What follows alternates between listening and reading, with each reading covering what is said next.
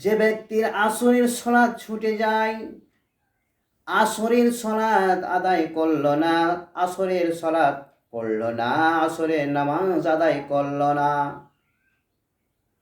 তার ব্যাপারে বিশ্বনবী বলেছেন, বুখারী শরীফের হাদিস, মান ফাতাতুহু সালাতুল আসরি হাবিতা আমালুহু।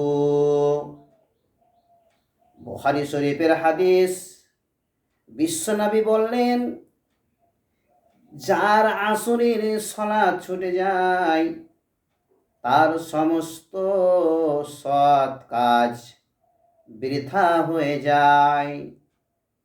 যে ব্যক্তি আসরের নামাজকে ছেড়ে দিল, যার আসরের নামাজ ছুটে যায়, তার সমস্ত সৎ কাজ, সৎ আমল বৃথা হয়ে যায়, বরবাদ হয়ে যায়, নষ্ট হয়ে যায়। যে ব্যক্তি আসরের সলাতের গুরুত্ব দিল না, মর্যাদা দিল না, অযথা সময়কে নষ্ট করে আসরের সলাত আদায় করল না, সে ব্যক্তির সমস্ত আমল নষ্ট হয়ে যায়, বৃথা হয়ে যায়, বরবাদ হয়ে যায়। ইসলাম দরদিগণ আমার, আমরা আসরের সলাত ছেড়ে দেব না।